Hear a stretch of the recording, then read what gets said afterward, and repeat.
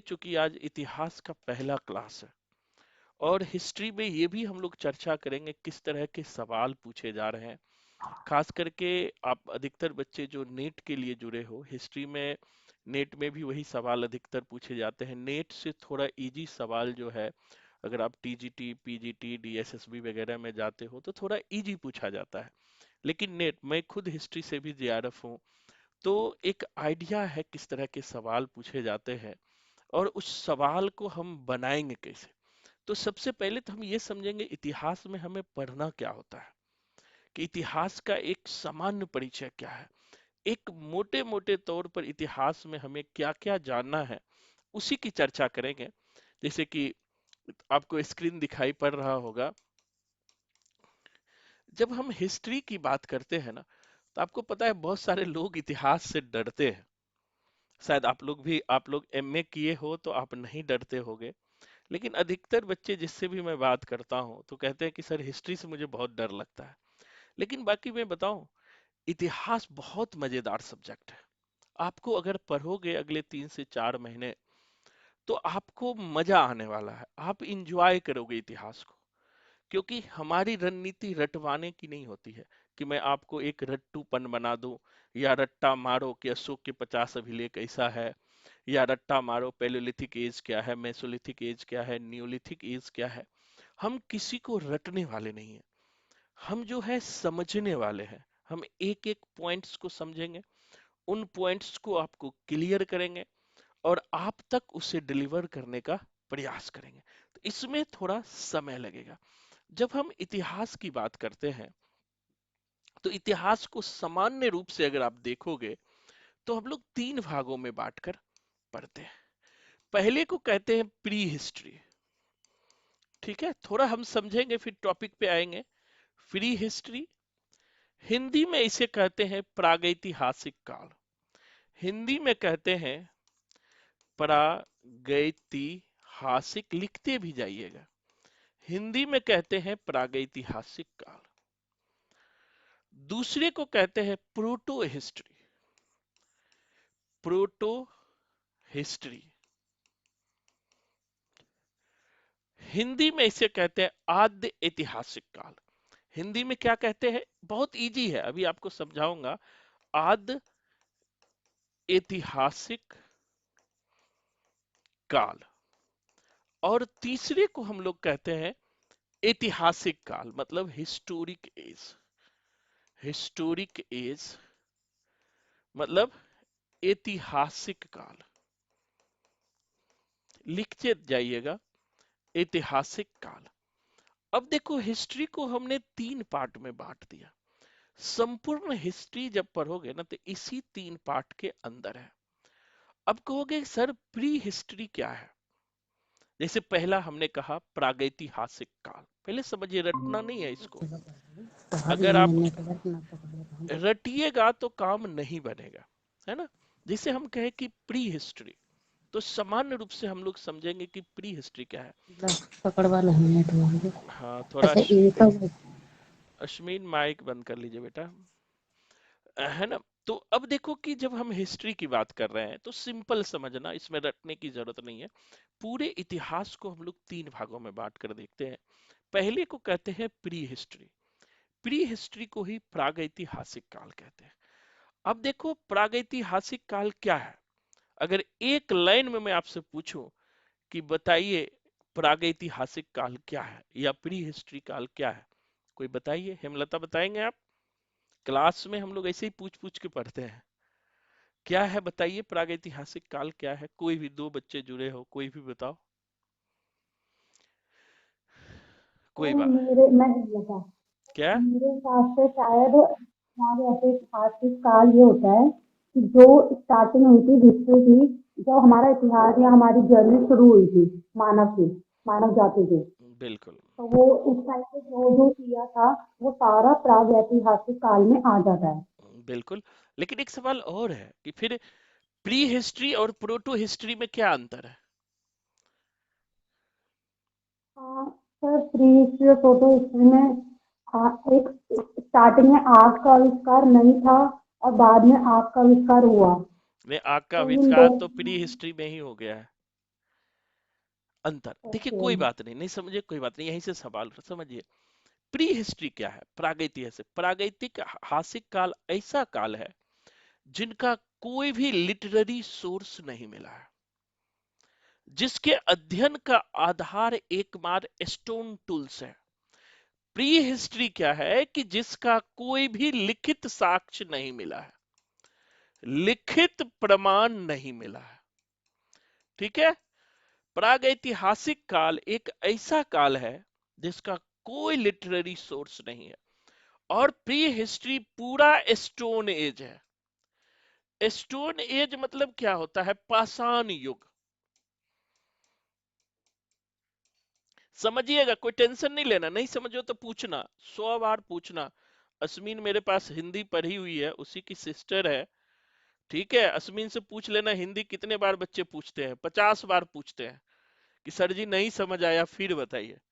तो live class देने का यही फायदा है कि आप माइक ओपन करके कैमरा ओपन बताइए सर ये नहीं समझ आया, है क्या ये। तो पहले तो आते हैं कि ये प्री हिस्ट्री किस चिड़िया का नाम है। तो प्री हिस्ट्री को ही हम स्टोन एज कहते हैं, पाषाण युग कहते हैं। ठीक है। इसका कोई भी लिटरेरी प्रमाण नहीं मिला है, कोई भी लिखित साक्ष्य क्या हुआ है? नहीं मिला है। लिखित साक्ष्य क्या हुआ है? नहीं मिला है, ये ध्यान रखना। प्री हिस्ट्री में लिखित साक्ष्य, लिटरेरी प्रूफ नहीं मिलता है। अब प्री हिस्ट्री को आगे मैं आपको बताऊंगा। प्री हिस्ट्री को हम 3 भागों में बांटते हैं। प्री हिस्ट्री को ही हम जो है प्रागैतिहासिक काल हिंदी में कहते हैं, या इसे पाषाण युग भी कहते हैं। पाषाण युग। ठीक है। पाषाण युग का मतलब हुआ स्टोन एज। स्टोन इंग्लिश भी थोड़ा वर्ड समझिए, क्योंकि जो एंशियंट हिस्ट्री पढ़ेंगे ना, तो एंशियंट हिस्ट्री में इंग्लिश वर्ड इजी होता है। तो मैं हिंदी और इंग्लिश दोनों बताऊंगा जिससे कि आप आसानी से इसको समझ सको। जब मैं स्टोन एज की बात किया, तो अब देखो स्टोन एज के भी 3 पार्ट होते हैं। पहला होता है पूरा पाषाण काल। पहले हम लोग पढ़ेंगे, अभी तो बेसिक में आपको बता रहा हूं। पूरा पाषाण काल, इंग्लिश में कहते हैं पेलियोलिथिक एज। दूसरे को कहते हैं मध्य पाषाण काल, मध्य पाषाण काल। और तीसरे को कहते हैं नव पाषाण काल, नव पाषाण काल। ठीक है। पूरा पाषाण काल, मध्य पाषाण काल और नव पाषाण काल। स्टोन एज का डिवीजन 3 भागों में है, याद रखिएगा। पूरा पाषाण काल, मध्य पाषाण काल और नव पाषाण काल। तो हम लोग जो प्री हिस्ट्री पढ़ने वाले हैं, आपको सिर्फ प्री हिस्ट्री में ही 4-5 क्लास मिलेंगे। तो जो पूरा पाषाण काल में, हम पूरा पाषाण काल में भी ये जानेंगे कि पूरा पाषाण कालीन स्थल हमें कहाँ से मिला है, या इसका समय क्या होता है। पूरा पाषाण और मध्य पाषाण काल में क्या परिवर्तन हुआ, आग का आविष्कार कब हुआ, गुफा चित्रकारी का प्रमाण कहाँ मिला, मनका का प्रमाण कहाँ मिला, या पहली बार जो है मानव बस्ती का प्रमाण कहाँ मिला, पहली बार जो है कृषि का प्रमाण कैसे मिला नवपाषाण काल में, मृदभांड की कैसे शुरुआत हुई, मानव की जो प्रारंभिक स्थिति थी, वो सब पूरा पाषाण काल में पढ़ेंगे। अगर पूरा पाषाण काल को आप समझने का प्रयास करोगे, रटना नहीं है, मैंने पहले ही कहा कि जो प्रारंभिक मानव थे, जिसे कि आगे पीछे हम बताऊंगा आपको, होमियोसेपियंस को प्रारंभिक मानव कहा जाता है। और कहा जाता है आज से लगभग 10,000 साल पहले, 10,000 बीसी ईसा पूर्व में पूरा पाषाण कालीन मानव की उत्पत्ति साउथ अफ्रीका में हुई थी, दक्षिण अफ्रीका में हुई थी। तो धीरे धीरे मानव का डेवलपमेंट हुआ। पहले आप पृथ्वी के बारे में पढ़ोगे तो हमारी पृथ्वी जो है, थोड़ा सा इसको भी समझना कि आखिर फिर साउथ अफ्रीका से मानव भारत कैसे आ गए। तो थोड़ा ज्योग्राफी को यहाँ पर समझना है कि अगर मैं आगे आपको बताऊंगा कि आखिर मानव भारत कैसे आ गए। हमारा जो ये अर्थ है ना, पृथ्वी, तो आप जीके में पढ़े होंगे कि जो है पृथ्वी पर 7 महाद्वीप है ना।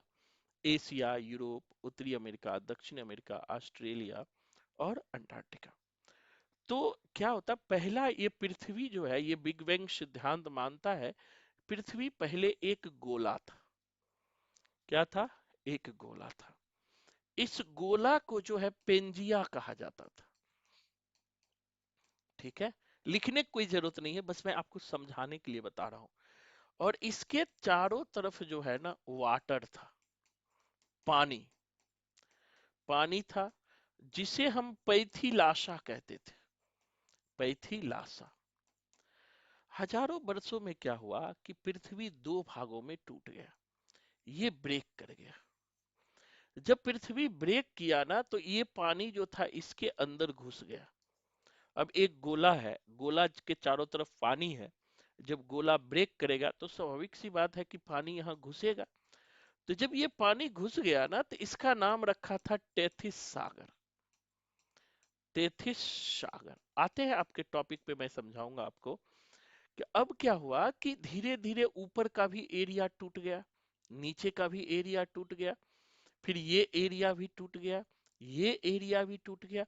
और ये जो अभी जो आप हिमालय देखते हो ना, हिमालय सुने जरूर होगे, देखे भी जरूर होगे, हिमाचल प्रदेश जाते ही हो, शिमला मसूरी नैनीताल। हिमालय कभी समुद्र में था, हिमालय की जगह जो है आज से हजारों वर्ष पूर्व जो है समुद्र था। उस समुद्र का नाम था टेथिस सागर। क्या नाम था? टेथिस सागर। धीरे धीरे क्या हुआ कि दो प्लेट, एक ये ऊपर वाले प्लेट को जो है ना यूरोपियन प्लेट कहते हैं, और नीचे वाले को इंडियन प्लेट कहते हैं। तो ये प्लेट क्या हुआ, ये नीचे घसकता गया, ये ऊपर घसकता गया, और ये आपस में टकरा गए। और जब दो प्लेट आपस में, जैसे दो गाड़ी आपस में टकराती है तो एक दूसरे के ऊपर आ जाती है, आपको पता है। तो दो प्लेट जो आपस में टकराया ना, तो एक दूसरे के ऊपर चला गया, और ऐसे हो गया और हिमालय का निर्माण हुआ। इसलिए हिमालय को नई पहाड़ी कहा जाता है। अब कहोगे कि सर इतिहास में काहे ज्योग्राफी बताए, तो वहीं पे आते हैं। अब जो हमने कहा कि जो मानव की पहली उत्पत्ति हुई साउथ अफ्रीका में हुई, तो भारत से कैसे कांटेक्ट था? साउथ अफ्रीका एक इंडिविजुअल महादेश है, और इंडियन सबकॉन्टिनेंट जो है, इंडिया एशिया में आता है। तो कैसे हुआ? तो ये जो जो पुरातत्वविद है, जो इतिहासकार है, वो ये मान के चलते हैं कि पहले जो है साउथ अफ्रीकन प्लेट और इंडियन प्लेट आपस में मिला हुआ था। अब स्वाभाविक सी बात है, जब आपस में मिला होगा तो यहाँ के वासी यहाँ आते होंगे, यहाँ के वासी यहाँ आते होंगे। तो यही कारण है कि आज जो आप देखते हो, आगे पढ़ोगे, नॉर्थ ईस्ट में जाओगे तो निग्रो देखने को मिलता है, अफ्रीकी लोग निग्रो कहलाते हैं। अब निग्रो जो है, या जो काले काले लोग होते हैं, या आप अंडमान निकोबार जाओगे या नॉर्थ ईस्ट में जाओगे तो वहां बहुत सारे नागालैंड है, नागालैंड में निग्रो पाए जाते हैं। और वो निग्रो जो है साउथ अफ्रीका में जो काली जनजाति है, जूलू जनजाति है, उससे मेल खाते हैं। इससे क्या पता चलता है कि कभी ना कभी जो है इंडियन प्लेट और साउथ अफ्रीकन प्लेट एक ही रहे होंगे। और इसी एकता के कारण जो है ना पूरा पाषाण कालीन मानव भी धीरे धीरे जो है भारत की तरफ बढ़े होंगे। तो जो भारत के संदर्भ में ये हम पढ़ते हैं कि भारत के संदर्भ में जो स्टोन एज आता है, जिसे आप पढ़ोगे, स्टोन एज में जो हम लोग पढ़ते हैं कि पत्थरों के बारे में पढ़ते हैं कि उस समय जो है सिर्फ स्टोन का यूज होता था। जैसे कुल्हाड़ी हो गया, हैंड एक्स हो गया, क्लीवर हो गया, चौपर हो गया, इंग्लिश वर्ड है, कुल्हाड़ी हो गया, हस्त कुठार हो गया, गरासा हो गया, जो आजकल गरासा आप हम लोग यूज करते हैं। उन सब का प्रयोग पूरा पाषाण काली मानव करते थे। तो इसीलिए मैंने ये चीज बताया। अब बताइए, यहां तक किसी को कोई दिक्कत है समझने में? समझ आ रहा है हेमलता? बताओ। तीन चीज अभी समझाया है, हाँ जी सर। समझ आ रहा है? जी सर। अब प्री हिस्ट्री समझ गए हो क्या है? हाँ जी सर। अब देखो, अब दूसरा हम लोग आते हैं दूसरे सेक्शन में, जो है हमारा दूसरा सेक्शन जब आप पढ़ोगे।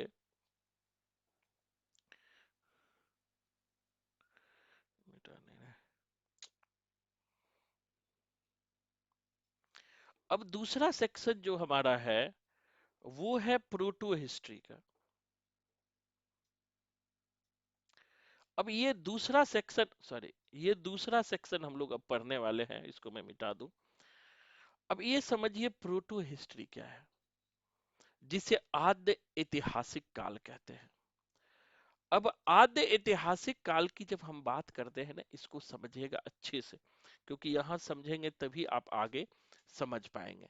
जब हम आद्य ऐतिहासिक काल की हम बात करते हैं, तो इसमें क्या है, इसमें जो सबसे महत्वपूर्ण आद्य ऐतिहासिक काल में जो काल आता है, वो आता है इंडस सिविलाइजेशन, जिसे कहते हैं हड़प्पा सभ्यता।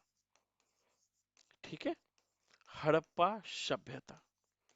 और हड़प्पा सभ्यता की विशेषता क्या है, आगे मैं आपको बताऊंगा। कि हड़प्पा सभ्यता में हर प्रकार के चीजें मिलने लगी थी। कांसा का प्रयोग होने लगा था, तांबा का प्रयोग होने लगा था, टीन का प्रयोग होने लगा था, सोने का प्रयोग होने लगा था। लेकिन यहाँ जो है आद्य ऐतिहासिक काल में क्या है, लिखित स्रोत तो मिले हैं।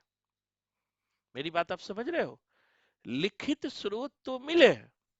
अब हड़प्पा में लिखित स्रोत मिले हैं कि नहीं मिले हैं, बताओ। लिखित स्रोत मिले हैं, जैसे कि आप हड़प्पा में पढ़ोगे, धौलावीरा है। धौलावीरा गुजरात में है, एक स्थल है जहां से बहुत बड़ा जो है ना एक स्थल मिला है, मतलब बहुत बड़ा लेख मिला है। लेकिन लिखित सोर्स तो मिले हैं, लेकिन आज तक हड़प्पा सभ्यता के लिखित सोर्स को कोई पढ़ नहीं पाया है। यही कमी है कि लिखित आद्य ऐतिहासिक काल में लिखित सोर्स तो मिले हैं, लेकिन इसे पढ़ नहीं पाया है। इसे क्या हुआ है, पढ़ नहीं पाया है।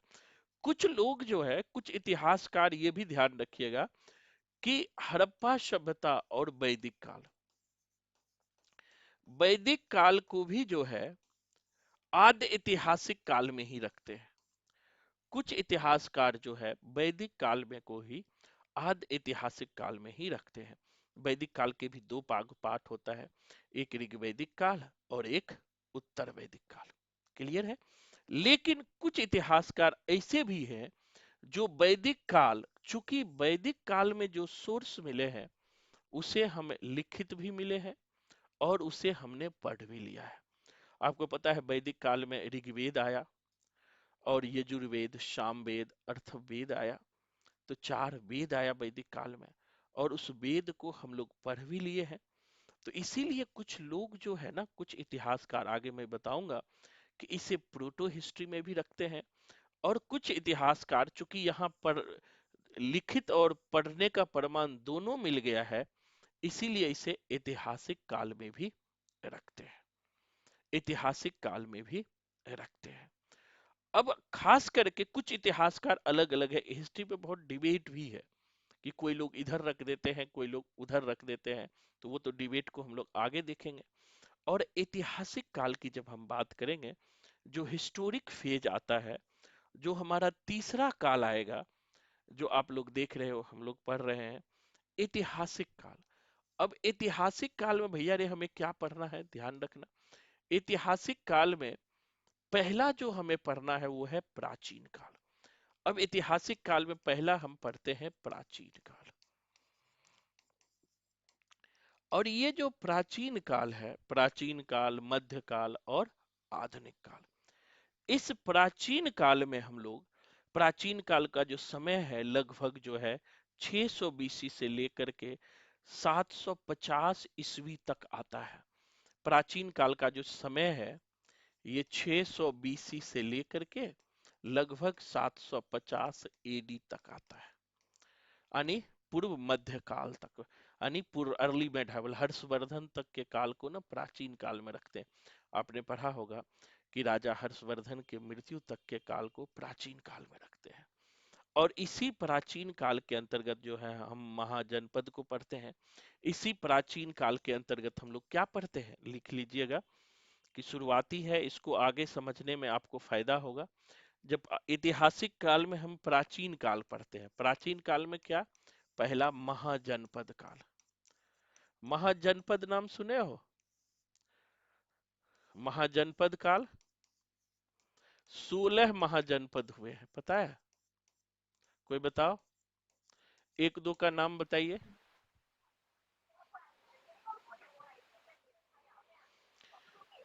किसी को याद है 16 महाजनपद में जैसे मल कि मल कौशल कौशाम्बी। बिल्कुल कौशल हो गया, मगध हो गया, महाजनपद से ही केदी मगध साम्राज्य बना है। वो ठीक है। केदी हुआ। हाँ, मल्ल, चेदी, पाबा, कुशिनारा वाला, ये सब 16 महाजनपद थे। कम्बोज।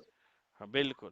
तो ये महाजनपद के इतिहास के ऊपर हो गए, उस महाजनपद के इतिहास में क्या क्या बातें हैं उनको ध्यान में रखना, ये सब प्राचीन काल में पढ़ते हैं। इसी तरह से मगध साम्राज्य, देखो महाजनपद से ही जो है ना मगध साम्राज्य का उदय हुआ। आगे ये सब तो मैं बता रहा हूँ क्या क्या पढ़ना है हमें, एक एक जो फुल ग्राफ हमें पता होनी चाहिए। फिर देखो क्या होता है कि जब 16 महाजनपद आया ना, महाजनपद क्या था कि जब वैदिक काल पढ़ोगे ना, वैदिक काल में 5 जन आए थे। थोड़ा कहानी बताता हूँ कि जो हड़प्पा सभ्यता के पतन के बाद, तो कहा जाता है कि जो आर्य थे, आर्य जो वैदिक काल में होते हैं, आर्य मूलतः सेंट्रल एशिया के थे, मध्य एशिया के गोबी रेगिस्तान के रहने वाले थे आर्य। तो इन आर्य के बारे में ये कहा जाता है कि ये आर्य जो है लगभग 1500 ईसा पूर्व में, बीसी में जो है कि पहली बार सप्त सैंधव प्रदेश आया था, जिसे सप्त सैंधव प्रदेश कहते हैं। ये 5 जन था, अभी सिर्फ सुन लो, आगे याद कराऊंगा। यदु, यनु, दूह, तुर्वश और पुरु, ये 5 जन पंच कबीला कहलाते थे। यही 5 कबीला धीरे धीरे जो है अपने भारत में अपने क्षेत्र को विस्तृत करने लगे, सिंधु के आसपास जो नॉर्थ वेस्ट से आए, अपने क्षेत्र को विस्तृत करते चले गए। फिर यही 5 जन जो है ना 10 जनपद में बदल गए, और यही जनपद जो है आगे महाजनपद में बदल गए। और महाजनपद इजकल टू आज का जो राज्य है ना, जैसे आज बिहार है, यूपी है, राजस्थान है, झारखंड है, मध्य प्रदेश है, कर्नाटक है, केरल है, वैसे ही जो है 16 महाजनपद था आज के राज्य की तरह। लेकिन इन 16 महाजनपद में मगध सबसे शक्तिशाली जनपद था। 16 महाजनपद के बाद देखोगे मगध साम्राज्य का उदय हुआ। आखिर मगध क्यों इतना पॉपुलर हो गया? मगध साम्राज्य बिहार में था, याद रखिएगा। और कारण क्या था इतने पॉपुलर होने का? तो ये भी जान लीजिए कि मगध साम्राज्य के विकास होने का बताओ क्या कारण था। आखिर क्यों मगध ही साम्राज्य बना और क्यों नहीं बन पाया? इसका क्या कारण था? बताइए। स्थापना तर्क में इस बार भी क्वेश्चन पूछा है यहाँ से, क्या कारण था बताइए हेमलता या। वहाँ की भौगोलिक स्थिति थी, गंगा और सोन नदी के बीच में स्थित था मगध। बिल्कुल।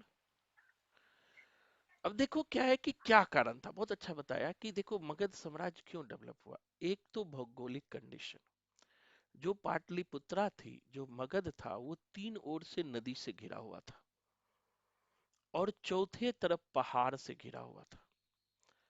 एक तो भौगोलिक कंडीशन उन्हें सुरक्षित करता था। अगर मान लिया कोई मगध पे, पहले क्या था मजबूत वही था, पहले क्या होता था, जो शक्तिशाली होता था दूसरे पर आक्रमण करके जीत लेता था।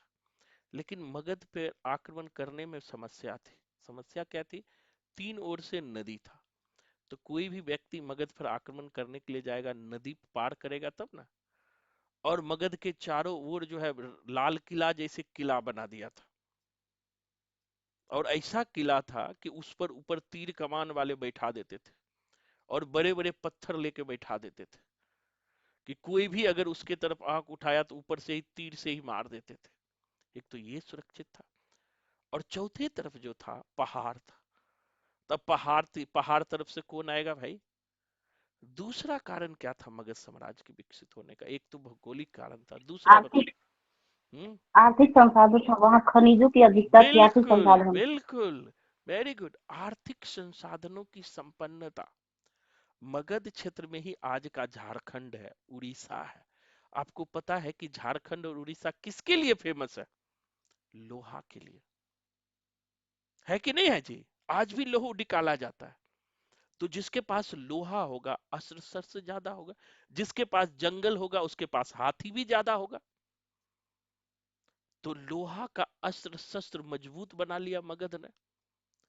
आर्थिक संसाधनों की संपन्नता, तीसरा कारण क्या था मगध साम्राज्य के उदय का, बताइए? कृषि, एग्रीकल्चर।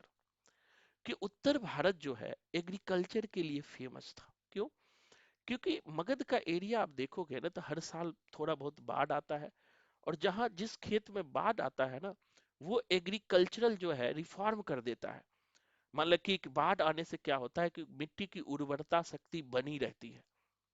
इसीलिए मगध एग्रीकल्चर के दृष्टिकोण से भी मजबूत था, खेती के दृष्टिकोण से भी मजबूत था। चौथा कारण था मगध में शक्तिशाली सत्ता का होना।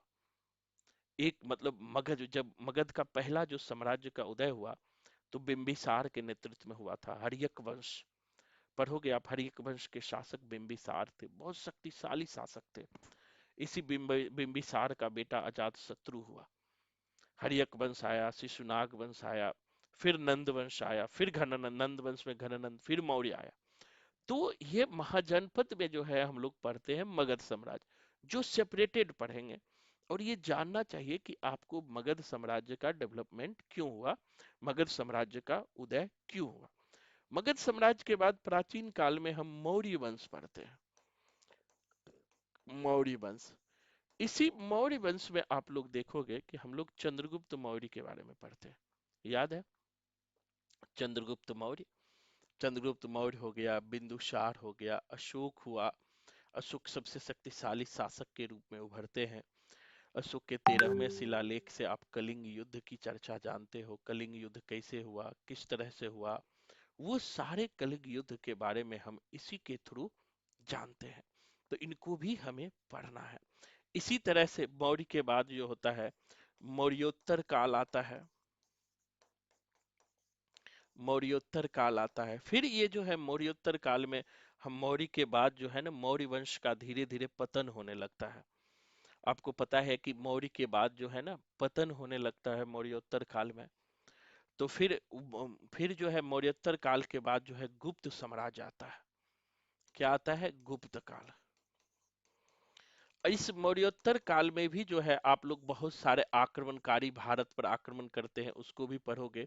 जैसे शक हो गए, कुषाण हो गए, पहलव हो गए, हून हो गए, ये सब आक्रमणकारी थे।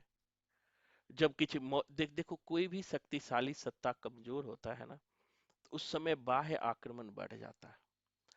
अब घर में भी आप देखते हो, अगर आपके घर कमजोर हो जाए तो कोई भी कुछ भी बोल के चले जाता है। मौर्य वंश के बाद जब मौर्योत्तर काल आया तो छोटे छोटे सत्ताओं का दौर हो गया, डिसेंट्रलाइजेशन आ गया। तो बहुत सारे आक्रमणकारी भी यहाँ पर हमला करना शुरू कर दिए।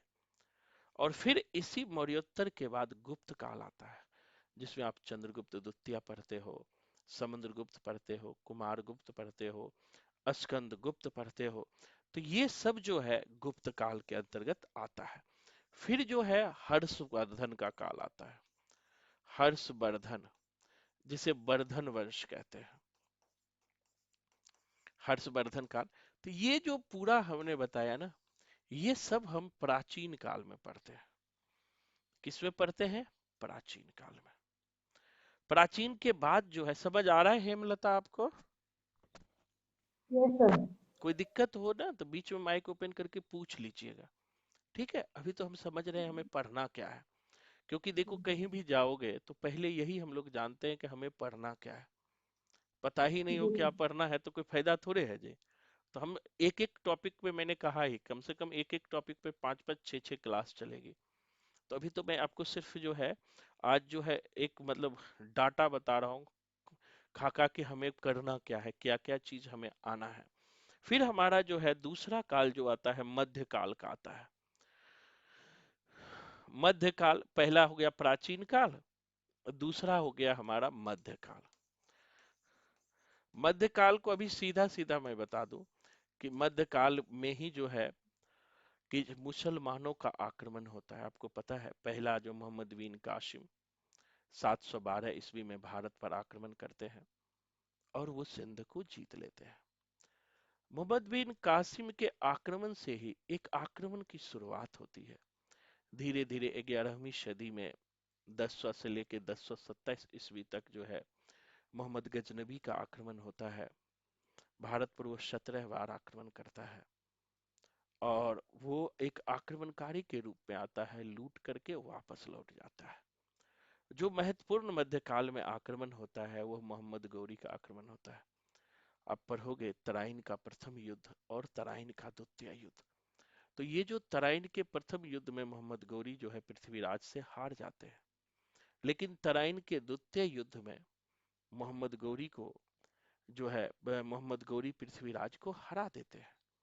वहीं से मध्यकाल की जो है खास करके गुलाम वंश की शुरुआत होती है। इसमें मध्यकाल में मुख्य रूप से जो है एक तो अर्ली मेडाइवल पढ़ते ही हैं, तो एक तो दिल्ली सल्तनत पढ़ते हैं, मोटे मोटे अभी मैं ले रहा हूं, दिल्ली सल्तनत और मुगल। मध्यकाल में हम उत्तर भारत में, यद्यपि दक्षिण भारत का भी इतिहास यहीं पर पढ़ना है मध्यकाल में ही, लेकिन अभी सिंपल समझो कि मध्यकाल में हम लोग दिल्ली सल्तनत और मुगल को लेते हैं। दिल्ली सल्तनत में 5 राजवंशों ने शासन किया है। किसी को याद है कौन कौन 5 राजवंश ने शासन किया है? बताओ तो। गुलाम वंश, खिलजी वंश, तुगलक, सैयद, लोदी, मुगल, मुगलवाद। मुगल नहीं नहीं, 5 थोड़े हुआ। पहले हुआ गुलाम वंश, उसके बाद गुलाम, खिलजी, खिलजी, तुगलक, खिलजी, सैयद, तुगलक, लोदी। सैयद और लोदी। 5 राजवंश ने शासन किया है दिल्ली सल्तनत पे, याद रखना। जब हम दिल्ली सल्तनत के इतिहास को पढ़ते हैं तो यहाँ पर 5 राजवंशों ने शासन किया है, वो तो पूरा पढ़ेंगे ही।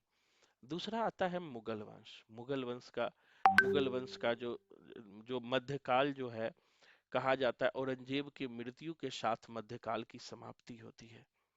औरंगजेब की मृत्यु 1707 ईस्वी में होता है। एक सामान्य चीजें मैं चर्चा कर रहा हूँ कि 1707 ईस्वी में जब औरंगजेब की मृत्यु होती है तो वहीं से मध्यकाल का समापन माना जाता है। एक तरफ तो ये बातें हैं, दूसरी तरफ कुछ इतिहासकार जो है 1757 के प्लासी की लड़ाई, जिसे जिसमें क्लाइव और सिराजुद्दौला होता है, उसके लड़ाई से भी मध्यकाल का समाप्त मानते हैं और आधुनिक युग का प्रारंभ मानते हैं। तो ये आता है। और जब हम लोग आधुनिक काल पढ़ते हैं तो पता है आधुनिक काल में कंपनी का शासन पढ़ते हैं, अंग्रेजों के आगमन को पढ़ते हैं, अंग्रेजों का किस तरह भारत पे आगमन हुआ, किस तरह अंग्रेजों ने शासन किया 1947 तक। और आपका जो सिलेबस है लगभग 1964 तक आपको पढ़ना होता है। कभी कभी तो आधुनिक से भी सवाल पूछ रहा है, जैसे कि आपको इतिहास में आधुनिक काल में एक तरफ हायर एजुकेशन सिस्टम पढ़ना होगा, दूसरी तरफ जितने भी आयोग आए हैं उस आयोग को पढ़ना होगा।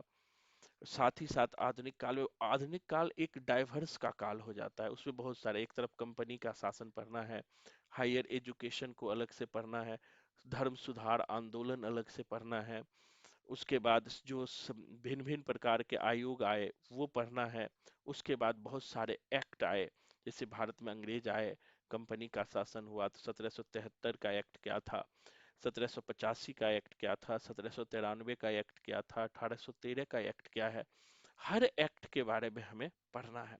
तो इतिहास का एक बड़ा सेक्शन है जिसे हम लेकर के हमें आगे बढ़ना है। तो बिल्कुल घबराना नहीं है, अगर आप आराम से समझते हुए पढ़ेंगे तो इतिहास क्या है, अगले 3 से 4 महीने में आप अच्छी पकड़ बना लेंगे। और इतिहास से खास करके नेट में बहुत स्टैंडर्ड क्वेश्चन पूछे जाते हैं, लेकिन फायदा क्या है, मैं एक चीज आपको क्लियर बताता हूँ। इतिहास के स्टूडेंट को ज्यादा मेहनती नहीं होते हैं आजकल के स्टूडेंट। मैं हर बार इतिहास का बैच पढ़ाता हूँ, शुरू शुरू में बच्चे तो बड़े मेहनत से पढ़ते हैं, बाद में उन्हें ना बोरिंग लगने लगता है, उन्हें लगता हो क्या पढ़ रहे हैं। जैसे डेप्थ में जाते हैं तो बच्चे को आलस आने लगता है।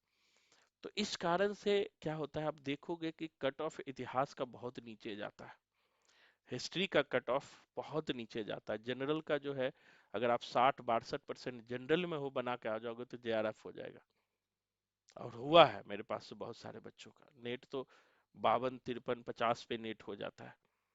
क्योंकि एक तो स्टैंडर्ड क्वेश्चन पूछता है, दूसरा बच्चे क्या होता है ऊपर ऊपर पढ़ के चला जाता है, जैसे अभी हमने ऊपर ऊपर आपको बताया चले गए। लेकिन हमें क्या है इतिहास के डेप्थ में जाके, जैसे एंशियंट हम पढ़ रहे हैं, थोड़ी मैं आपको चर्चा करूं, जैसे कि हम शुरू करेंगे पैलियोलिथिक काल से। जो है पुरा पाषाण काल। तब थोड़ा हम पुरा पाषाण काल को आपको समझाएंगे क्या होता है पुरा पाषाण काल, जिसे हम प्रागैतिहासिक काल कहते हैं। पहले इसे समझ लीजिए, फिर हम बोर्ड पे भी आपको समझाएंगे।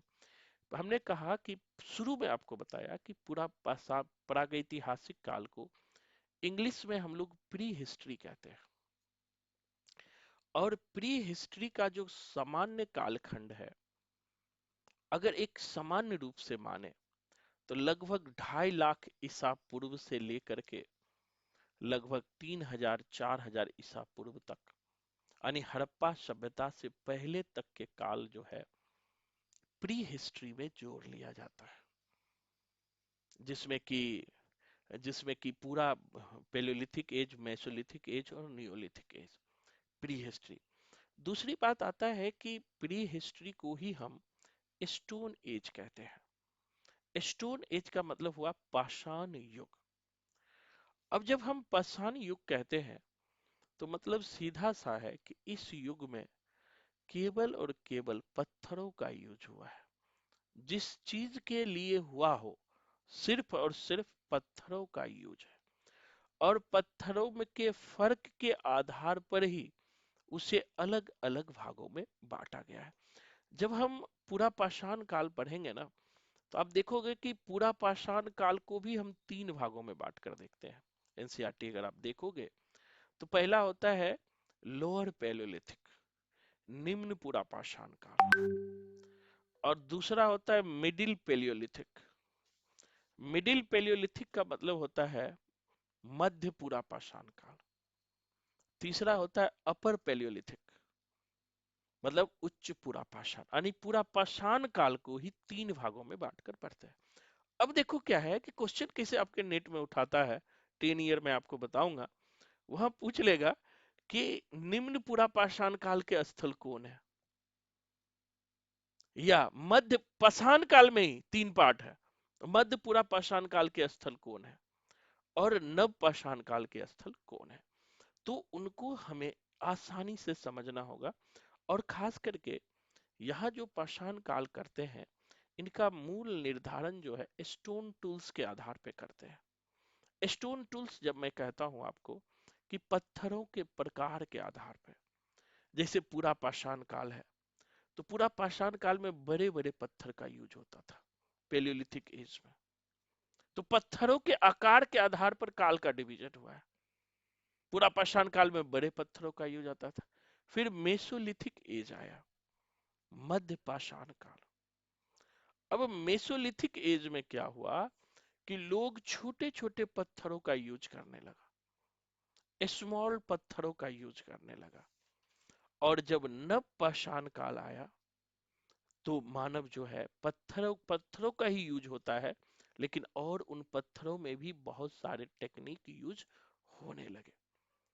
तो सामान्य रूप से अगर आप पूरा पाषाण काल को देखोगे, जैसे कि हम सिंपल कहते हैं, जो पुराना, पेलियो मतलब क्या होता है पुराना, लिथोस मतलब क्या होता है पत्थर, मतलब पुराना पत्थर, यानी यह काल जो है पत्थरों का यूज है। और भारत के संदर्भ में देखें तो एक चीज और पूरा पाषाण काल में थोड़ी चर्चा करूंगा आज, क्योंकि भारत के संदर्भ में अगर हम देखेंगे तो भारत के संदर्भ में सबसे पुराना साक्ष्य कहां से मिलता है, पूरा पाषाण काल का सबसे पुराना साक्ष्य प्रमाण कहां से मिलता है, कोई बताओ। किसी को याद है भारत के संदर्भ में सबसे पुराना? हम्म नर्मदा घाटी से। हम्म, हम्म, सबसे पुराना, याद रखना, भारत के संदर्भ में सबसे पुराना साक्ष्य जो है, एक जगह है एनसीईआरटी में पढ़ोगे, बोरी। ये बोरी जो है ना महाराष्ट्र में है। कहाँ है? महाराष्ट्र में। यहां से 14,000 बीसी का प्रमाण मिलता है, 14,000 ईसा पूर्व का प्रमाण मिलता है। बोरी एक जगह है महाराष्ट्र में। लेकिन बोरी जो है एक अपवाद है। बोरी क्या है? अपवाद है। सामान्य जो है लगभग जो इनके साक्ष्य मिलते हैं वो एक अपवाद के रूप में ही बोरी है। कहीं कहीं 14,000 भी मिलते हैं, कहीं कहीं 14 लाख भी लिखा हुआ रहता है। ठीक है, तो ये दोनों में थोड़ा सा कंफ्यूजन है। कहीं कहीं 14 लाख बीसी का भी मिलता है, क्योंकि जो पेलियोलिथिक एज का संबंध है वो 2.5 लाख से लेकर के 10,000 बीसी तक को सामान्य रूप से हम लोग ले लेते हैं। तो ये एक बुरी अपवाद है। दूसरा बात ये भी है, पेलियोलिथिक काल का संबंध तो एक तो देखो, पहला अगर पूछे कि सबसे पुराना साक्ष्य कौन है, तो वो बोरी है, इतना याद रखना। ये बोरी जो है महाराष्ट्र में है, इतना याद रखना है। और यहां से 14 लाख बीसी का एक प्रमाण हमें दिखाई पड़ता है। दूसरा, पूरा पाषाण काल में हम समझ आए, तो पूरा पाषाण काल में किस तरह के पत्थर का यूज होता था। तो अब याद रखिएगा कि जो पेलियोलिथिक एज है, हमने कहा पेलियोलिथिक एज में सारा काम स्टोन टूल्स का ही होता था। स्टोन टूल्स का मतलब हुआ कि पत्थर वाला स्टोन, उसी स्टोन का यूज होता था। जैसे पूरा पाषाण काल में जो पहला पत्थर था, हैंड एक्स था। हैंड एक्स, अभी आपको इस पर भी दिखाऊंगा कल आपको, गूगल पे भी जो है आपको मैप के थ्रू पढ़ाऊंगा हिस्ट्री, तो वो और आसान होगा, दिमाग में बैठ जाएगा। हैंड एक्स जिसे हस्त कुठार कहते हैं, यह नुकीले पत्थर का आकार का कुल्हाड़ी की तरह होता था। कुल्हाड़ी देखे हो ना, उसी तरह कुल्हाड़ी की तरह होता है, नुकीले पत्थर का उपकरण होता था। और इसका प्रयोग मरे हुए जानवर को चूरने के लिए किया जाता था, या काटने के लिए, या कूटने के लिए। इसी तरह हैंड एक्स जिसे हिंदी में कहते हैं हस्त कुठार, आगे आपको बताऊंगा ये सब, अभी थोड़ा थोड़ा समझ लीजिए। हैंड एक्स होता था। दूसरा होता था क्लीवर। क्लीवर इंग्लिश वर्ड ही ध्यान रखिए तो ज्यादा बढ़िया है। हिंदी में इसे काटने वाला औजार कहते हैं। काटने वाला औजार, काटने वाला औजार, जिसके थ्रू किसी चीज को हम जो है ना काटते हैं, उसे काटने वाला औजार कहते हैं। इसी तरह चौपर होता था। चौपर किसे कहते हैं? गरासा। गरासा देखे हो जी? साउथ का मूवी देखे हो? है?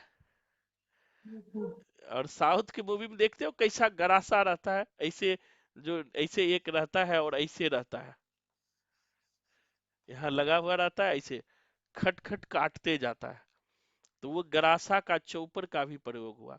इसमें एक चौपर का भी प्रयोग होता था, काफी इसमें धारदार होता था किसी चीज। लेकिन ये सब जो है याद रखना कि पत्थर का ही होता था, चाहे क्लीवर हो, काटने वाला औजार हो, चौपर हो, हैंडेक्स हो, सब होता था। इसी तरह से होता था गोलाकार औजार, इसी तरह का होता था गोलाकार औजार। गोलाकार औजार का मतलब होता था जैसे गोल गोल, लोग पत्थरों का भी यूज होता था। जैसे कि मान लिया कि किसी जानवर को मारना हो, अगर मान लिया कि जानवर को मारना हो, तो आप क्या करोगे? पत्थर मारोगे।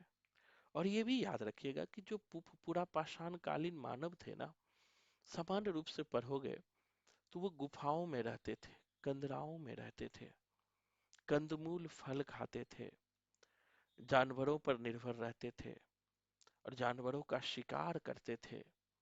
इस समय जो है पृथ्वी का उतना डेवलपमेंट नहीं हुआ था पूरा पाषाण काल में। और धीरे धीरे अपर पेलियोलिथिक एज में जाकर के, जो पूरा पाषाण काल का जो तीसरा चरण है, वहां पर जाकर के कहा जाता है एक बार जंगल में आग लगता है, तो आग लगने के कारण जो है बहुत सारे जीव जंतु मर जाते हैं। तो वो मरे हुए जानवर को, जले हुए जानवर को खाते हैं। तो वो जानवर को खाते हैं तो उन्हें बड़ा स्वाद लगता है। तो धीरे धीरे वो आग के आविष्कार देखते हैं कि पत्थर को पत्थर से टकराने से चिंगारी पैदा हो गई। तो धीरे धीरे ये लोग आग भी सीखने लगे। धीरे धीरे फलक एंड कोर भी आता है। मतलब एक पत्थर को अब छोटा पत्थर बनाना है, छोटा पत्थर बनाना है, तो एक पत्थर को दूसरे पत्थर पर दे मारिए। तो वो पत्थर, एक जो पत्थर मेन पत्थर है वो फलक कहलाता है, जो अलग हो गया, टुकड़ा हो गया, वो कोर कहला गया, उसका कोर पार्ट। तो इन सब का भी प्रयोग होने लगा। इसी तरह से पूरा पाषाण काल में खुरचनी का भी प्रयोग होता था। खुरचनी समझते हो? खुरचनी बताओ कोई। खुरचनी क्या होता है? ऐसे ऐसे बना होता है, ऐसे ऐसे धार होता है, इसे खुरचनी बोलते हैं। खुरचनी। खुरचनी कैसा होता था? अभी आपके घर में होगा। आलू छिलते हो ना जी? आलू किससे छिलते हो बताओ? बताओ बताओ। चाकू ऐसा, हम्म। चाकू में लगा हुआ है। हाँ, आलू छिलते हैं या फिर कोई और चीज छिलना होता है तो खुरचनी, उसे इतिहास में खुरचनी बोलते थे। इसी तरह से जो है ब्यूरीन का प्रयोग भी होता था। ये सब क्वेश्चन पूछ लेता है, याद रखना, BURIN। ब्यूरीन को हिंदी में बोलते थे तक्षिणी। तक्षिणी। और तक्षिणी को हिंदी में और बोलते हैं सुआ। सुआ समझते हो? सुआ को नहीं समझ आए ना, तो आप समझ लेना सुआ ऐसा होता था और यहाँ पर जो है ना छेद होता था, टकुआ जिसे बोलते हैं। और भी नहीं समझ आए तो सुई। सुई का बड़का भाई सुआ कहलाता है ना?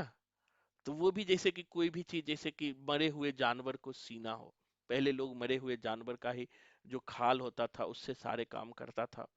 तो जो ब्यूरीन था वो एक जो है सुई का काम करता था, मोटा मोटा सुई आज भी होता है ना, बड़े मोटे मोटे उनको सूने के लिए। तो ये भी प्रयोग यहाँ पर होता था। ये सब प्रयोग जो, क्या? ये सब पत्थर के ही बने हुए थे। सारे पत्थर के। ये कभी मत सोच लेना कि जो है कि ये किसी और चीज के बने, सारे पत्थर। पूरा पाषाण काल पत्थर ही यूज हो रहा है, ऑप्शन में दे भी देगा कि यहाँ पर जो है कॉपर का यूज होने लगा या अदर चीज का यूज होने लगा, नहीं। ओनली यहाँ जो है स्टोन्स का यूज हो रहा है। किसका यूज हो रहा है? ओनली स्टोन का यूज।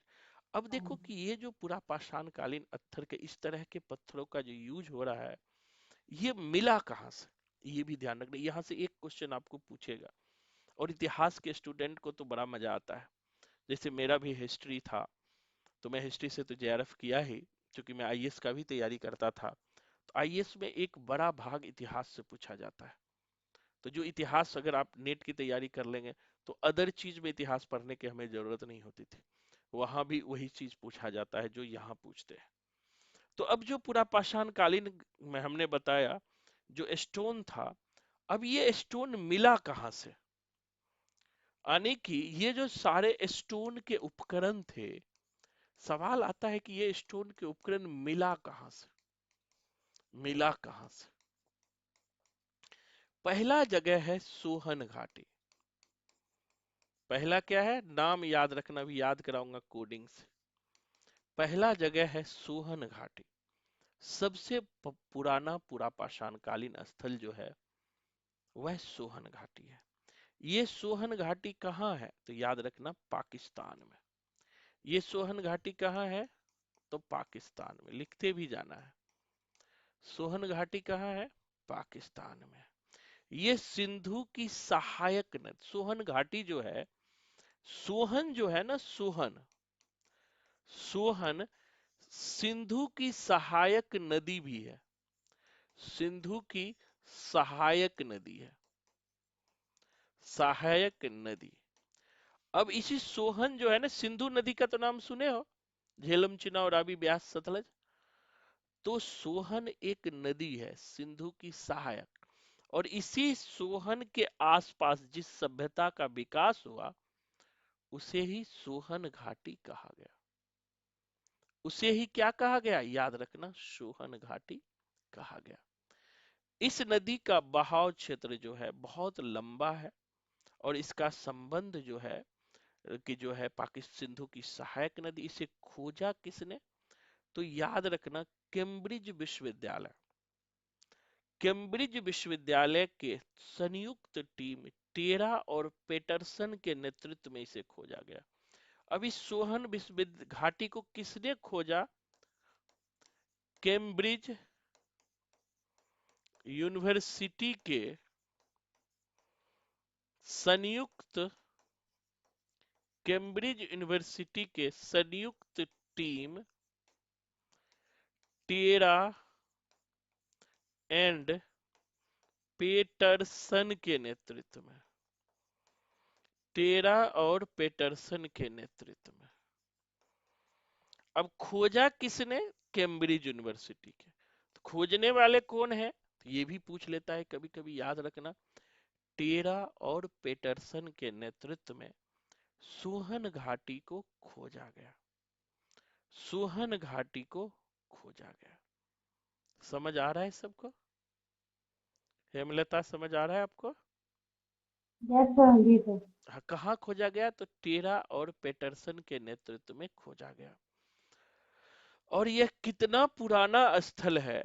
तो लगभग कहा जाता है कि 5500 बीसी के स्थल है ये। इसको जो खोजा गया, तो ये लगभग ये लगा कि ये 5500 बीसी के आसपास का जो है ये स्थल होगा, अनुमान लगाया। दूसरी बात, यहां से सबसे ज्यादा क्या मिला सोहन घाटी से?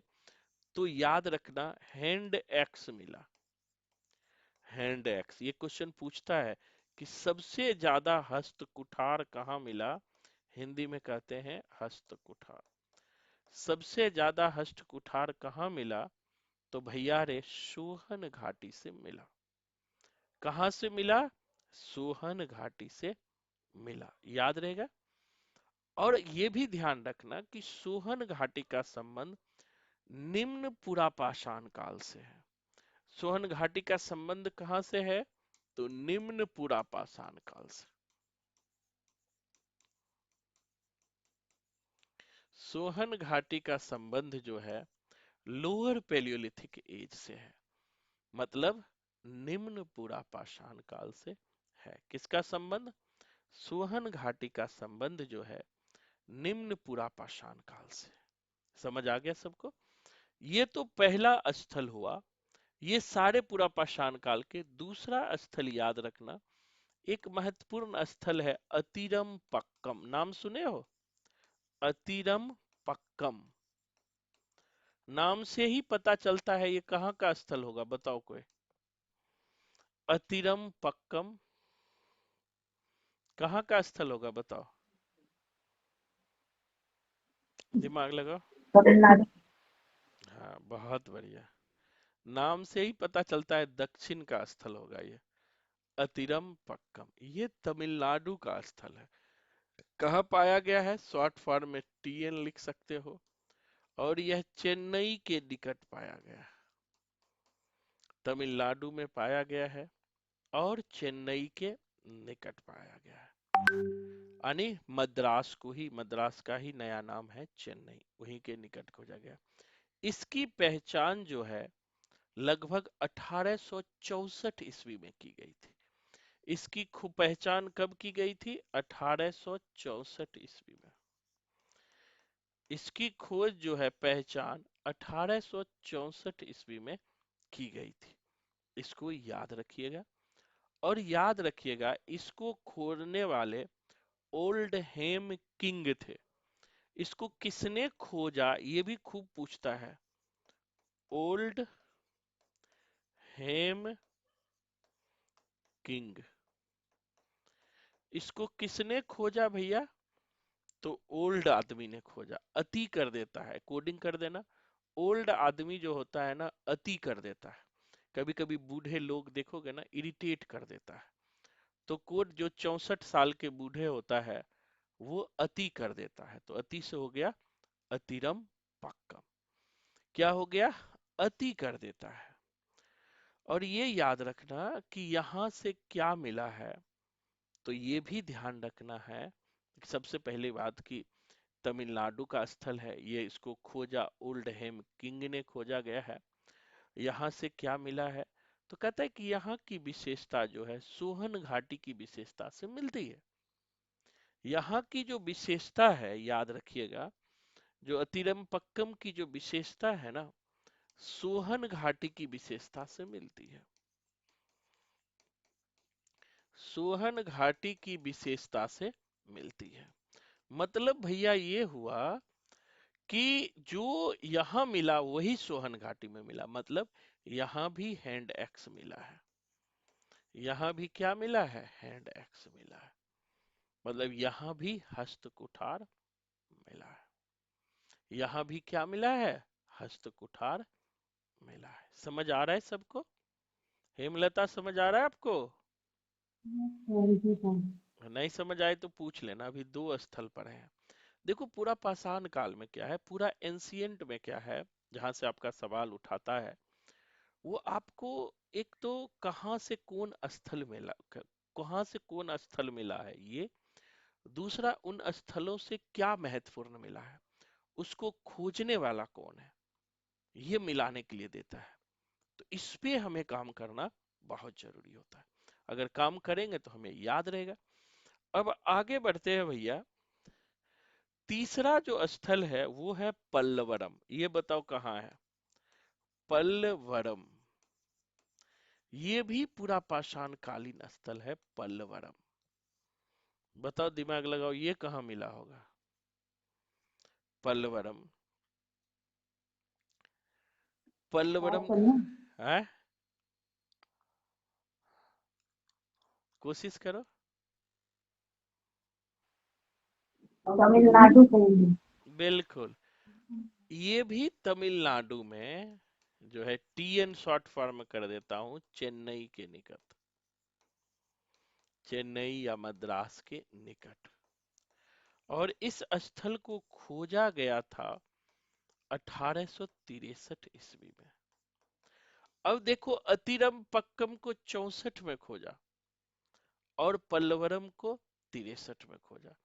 ये याद रखना, यह पहला खोजा गया पूरा पाषाण कालीन स्थल है।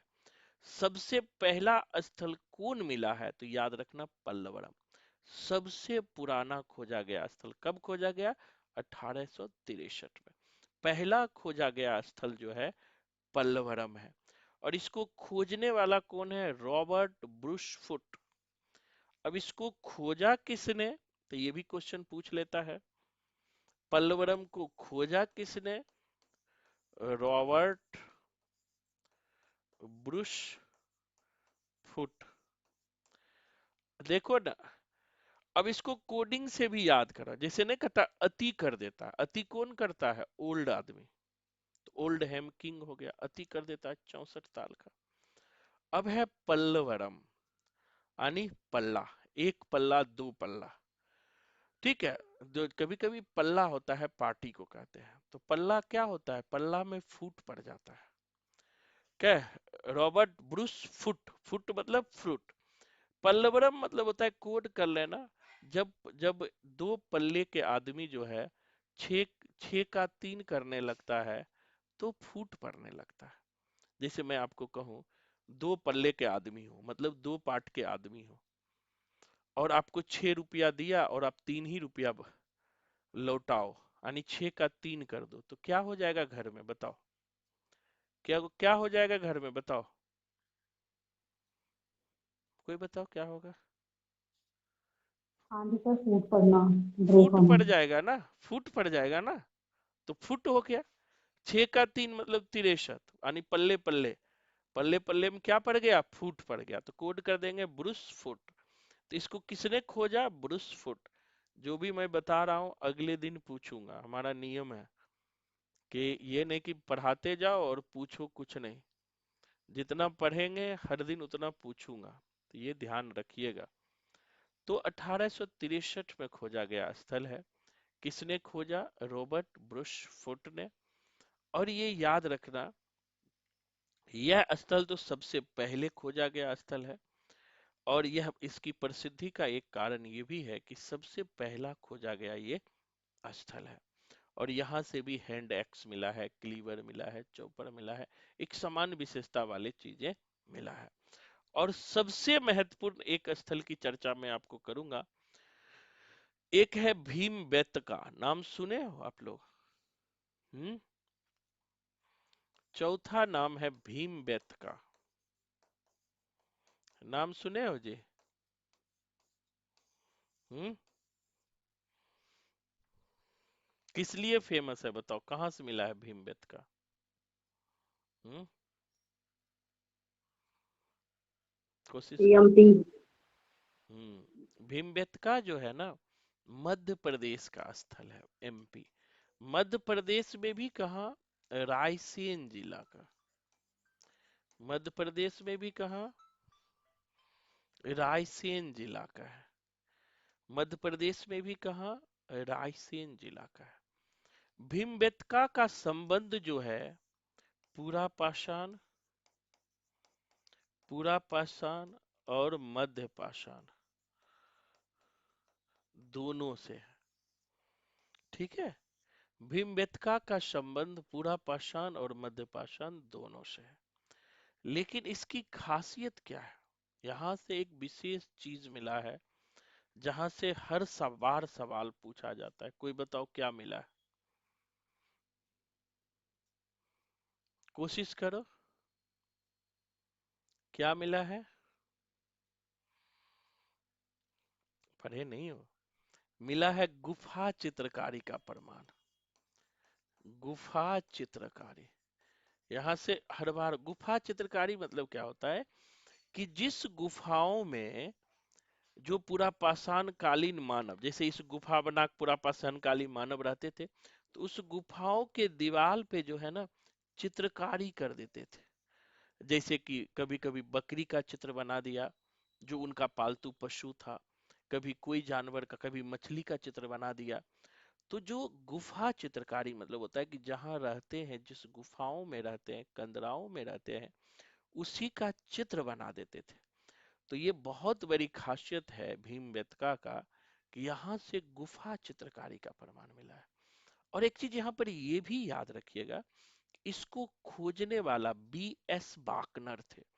अब भीमबेटका को खोजा किसने, तो बी एस बाकनर, बी एस बाकनर। अब देखो भीमबेटका, भीम, भीम है तो भीम जो पांच भाई थे ना, भीम अर्जुन नकुल सहदेव, तो भीम कहाँ चले गए थे, गुफा में चले गए थे। अकॉर्डिंग के लिए याद करना, भीम की बीबी का नाम पता है क्या है, जो राक्षसनी थी, बताओ क्या नाम था, महाभारत देखे हो? हम्म, नहीं पता, हिडिंबा। और हिडिंबा कहाँ रहती थी, गुफा में। तो भीम कहाँ गए थे, गुफा में। तो भीम से भीमबेटका, और भीमबेटका से क्या प्रमाण मिला है, गुफा में। खोज किसने किया, बी एस बाकनर ने। यानी खोज किसने किया है, बी एस बाकनर ने। खोज किसने किया है, बी एस बाकनर ने। समझ आयो कि नहीं आयो, बताइयो। हिस्ट्री मजा आ रहा है पढ़ने में, बताओ हेमलता। आपको एंशियंट सबसे टफ होता समझता है, है। मैं बताऊं, एंशियंट सबसे टफ होता है। और मेरा सिद्धांत है कि टफ वाले को पहले लेते हैं। हिंदी भी मैं पढ़ाता हूँ तो टफ सेक्शन को पहले पढ़ाता हूँ कि टफ पढ़ लेंगे तो इजी तो ऐसे फूक दोगे तो उड़ जाएगा, लेकिन आपको कभी टफ लगेगा नहीं। क्योंकि हिस्ट्री में मेरा ही मेहनत 20 साल 25 साल का है। मैं ये हिस्ट्री जो अभी पढ़ा रहा हूँ, इसको हमने 20 साल पढ़ा है। एक दो साल नहीं, 20 साल बहुत ज्यादा होता है। और 10-12 साल तो आईएएस के लिए भी पढ़ा, फिर खुद हमने जेआरएफ निकाला, नेट निकाला हिस्ट्री में। एक लंबा वक्त होता है, एक तो हर टीचर का अपना एक्सपीरियंस होता है। और मैं आज भी कहता हूँ हिंदी से ज्यादा मुझे हिस्ट्री पढ़ाने में मजा आता है। लेकिन हिस्ट्री के बच्चे मैं देखता हूँ ज्यादा इंटरेस्टेड नहीं होते हैं। हिंदी के बच्चे इंटरेस्टेड होते हैं, तो हिंदी के बच्चे हमारे पास बहुत होते हैं, एक एक बैच में 50-50 बच्चे हैं, 40-40 बच्चे हैं। हिस्ट्री में बच्चे, मैं हिस्ट्री का बैच मैं शुरू करता हूँ अपने इंटरेस्ट के लिए, मेरा इंटरेस्ट है, मजा आता है। नहीं तो मेरा मन नहीं करता हिस्ट्री पढ़ाने का, कि बच्चे कम आते हैं, बच्चे इंटरेस्ट नहीं लेते हैं। लेकिन बहुत मजा है, अगर 4-5 महीना आप हिस्ट्री को दे दिए ना, तो हिस्ट्री पूरा आपके टिप्स पे होगा, जैसे मुझे टिप्स पे है। हम इतने दिन पढ़े हो गए, हर चीज टिप्स पे रहता है। क्यों? क्योंकि लगातार हमने एक साइंटिफिक रूप में काम किया है। तो अभी देखो हम लोग क्या पढ़े, भीमबेटका किसने खोज किया, बाकनर ने। कहाँ है, मध्य प्रदेश में। मध्य प्रदेश में कहाँ, रायसेन जिला में है। और यहाँ क्या मिला है, तो गुफा चित्र, साथ ही दो जगह से और गुफा चित्रकारी का प्रमाण मिला है, वो भी आप ध्यान रखिएगा। दो जगह में क्या, इसी तरह से एक जगह है, दो जगह बहुत महत्वपूर्ण है यहाँ से। एक होता है मिर्जापुर पहाड़ी। अश्विन बताओ, तुमको पता है मिर्जापुर पहाड़ी कहाँ है? यूपी के हो ना, तो बताओ मिर्जापुर पहाड़ी। मिर्जापुर पहाड़ी है। इला, इलाहाबाद के निकट। हाँ, इलाहाबाद के निकट है। और ये याद रखना, ये क्वेश्चन पूछा है कि कौन साइट है, पूरा पाषाणकालीन स्थल है। बहुत बार मिलाने के लिए दे देता है कहाँ का साइट है, किस पूरा पाषाण कालीन। और फेमस कहाँ है, ये यूपी में है, याद रखना। इलाहाबाद के आसपास है। और यहां से भी गुफा चित्रकारी का प्रमाण मिला है। गुफा चित्रकारी। इसी तरह से एक और जगह है, पटने। पटने। पटने। ये पटने जो है महाराष्ट्र में है। ठीक है, यहां से भी गुफा चित्रकारी का प्रमाण मिला है। बहुत बड़ा, ये जो बहुत मजेदार चीज है। ठीक है। एक बार क्वेश्चन पूछा है, निम्नलिखित में से कहाँ गुफा चित्रकारी का प्रमाण नहीं मिला है। ऑप्शन में भीमबेटका भी है, मिर्जापुर भी है, और पटने। और वैसे भी पटना में नहीं याद रहे तो देखो, मिर्जापुर तो याद ही रहेगा, पटने याद नहीं रहेगा, तो पटने मतलब पटता है। कहाँ के लोग ज्यादा पटता है, महाराष्ट्र वाला। सारे हीरोइन कहाँ रहते हैं, महाराष्ट्र में, मुंबई में। तो पटने मतलब पटना। पटना कहाँ है, तो महाराष्ट्र में। ये जो है बेसिकली पट महाराष्ट्र के जलगांव पहाड़ी है ये। महाराष्ट्र में एक जो है जलगांव का पहाड़ी है, वहीं पर यह स्थल मिला है, जलगांव की पहाड़ी। वही जलगांव के पहाड़ी में जो है, ये तीनों जगह से याद रखना। एक तो जो है, एक तो जो है आपको ये गुफा चित्रकार, एक तो महाराज, ये जो पटने याद रखना, पटने से भी, मिर्जापुर पहाड़ी से भी, और भीमबेटका से भी। तीनों जगह से जो है गुफा चित्रकारी का प्रमाण मिला है। ठीक है। तो अभी और भी बहुत सारे स्थल है। तो इसको और आगे स्थल को मैं कल बताऊंगा। सैटरडे संडे क्लास लो, कोई दिक्कत नहीं है। छुट्टी रहता है तो डेली क्लास हमारे यहाँ चलता है ना। या कोई काम लगेगा तो ऑफ रहेगा। कल और भी मैं आपको बताऊंगा। जैसे एक स्थल और महत्वपूर्ण है, जैसे हथनौरा है, यहाँ से भी क्वेश्चन खूब पूछता है। हथनौरा कहाँ है, ये पूरा पाषाण कालीन स्थल है। अभी मैं मध्य पाषाण कालीन स्थल पे, जो आप बेलन घाटी कह रहे हो, ये मध्य पाषाण कालीन स्थल है। महदाहा, दमदमा, ये सब जो है मध्य पाषाण कालीन स्थल है। तो एकदम सेपरेट पढ़िए। ये पूरा पाषाण काल है तो इतना ही है। नहीं तो क्या होगा कि ओवरलैप होगा, जब एक साथ हम सारे पढ़ते हैं ना, तो कंफ्यूजन होता है। इसीलिए हम लोग बांट बांट के पढ़ते हैं। पूरा पाषाण कालीन ये है, मध्य पाषाण कालीन ये है, नव पाषाण कालीन ये है। और वहां से रिलेटेड हम सवाल बनाएंगे। जैसे पूरा पाषाण काल से जितने सवाल, जैसे हम पूरा पाषाण काल या पूरा पेलियोलिथिक, मेसोलिथिक, नियोलिथिक पढ़ लेंगे, फिर आपको 10 ईयर सवाल भी बनवाएंगे कि आपसे सवाल बन रहा है कि नहीं बन रहा है। बन रहा है तभी ना पढ़ने का फायदा है, नहीं बन रहा है तो फिर पढ़ने का क्या फायदा है। इसी तरह हथनौरा पढ़ेंगे, मैहर पढ़ेंगे। शुरुआत का जो अपर पेलियोलिथिक में, पूरा पाषाण कालीन में बेलन घाटी आता है, अपर पेलियोलिथिक में, उच्च पूरा पाषाण काल में। तो बेहन बेलन घाटी पढ़ेंगे। बेलन घाटी में भी दो चार स्थल है। बोरी पढ़ेंगे। एक और महत्वपूर्ण है नईवासा पढ़ेंगे। नईवासा भी बहुत फेमस स्थल है। एक है मच्छू ताबी चिंता मनुगाबी पहाड़ी। तो इसे ये थोड़ा टफ लगेगा पूरा पाषाण काल, धीरे धीरे टफनेस खत्म होते चला जाएगा। ठीक है। तो आज इतना ही रखेंगे। तो कल जो हम लोग मिलेंगे तो पूरा पाषाण भी पूरा करेंगे, और मध्य पाषाण काल भी पूरा करेंगे। ठीक है। अब मुझे बताइए, पूछिए, कुछ पूछना है, समझ आया। सर मुझे पूछना है हेमलता कि मैं ना थोड़ा सा ना ईसा और ईसा पूर्व इन डेट्स में ना बहुत कंफ्यूज रहती हूँ। तो कुछ हाँ। ऐसा बता दो कि हाँ, कंफ्यूजन दूर चलिए, हो जाए। आपको कंफ्यूजन, क्योंकि बीसी और एडी आपको समझना बहुत जरूरी है, तो मैं आपको समझा देता हूँ। देखो, इसको इस तरह समझो। हमारा जो काल विभाजन चलता है ना, कालखंड जो चलता है ना, एक बीसी चलता है और एक एडी। बीसी का मतलब होता है बैकवर्ड क्राइस्ट, यानी ईसा पूर्व, ईसा से जन्म से पहले का। एडी होता है एन्नो डोमनी, होता है ईसा के जन्म के बाद। तो यहाँ इसको ये समझ लीजिए, यहाँ मान लीजिए एक ईस्वी मान लीजिए। ठीक है। अब यहां से पीछे जाएंगे ना तो बीसी कहलाएगा। जैसे हमने कहा कि अशोक का जो मौर्य साम्राज्य था, लगभग 322 बीसी, 322 बीसी में शुरू हुआ। ठीक है। 322 बीसी में। तो हमने जो कहा 322 बीसी, मतलब हुआ ईसा पूर्व, यानी जब कहे 322 बीसी तो समझना ईसा के जन्म के पहले 322। ठीक। अब अच्छा सर। समझ आ रहा है। अब हमने कहा कि गुप्त साम्राज्य की शुरुआत जो हुई, गुप्त साम्राज्य की लगभग लगभग 320 एडी में, 320 एडी में।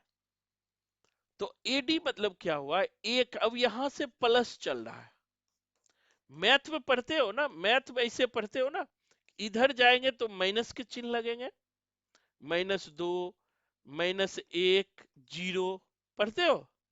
और राइट तरफ यस। जाते हैं तो प्लस का चिन्ह होता है, +1 +2।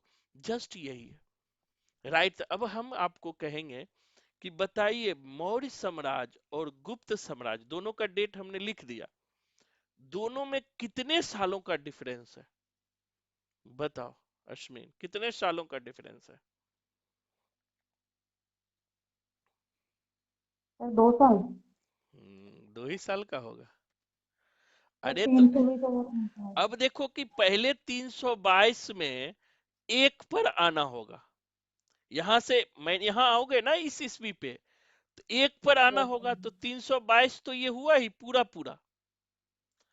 फिर हमें 320 तक आगे पहुंचना है, तो दोनों को जोड़ देंगे ना।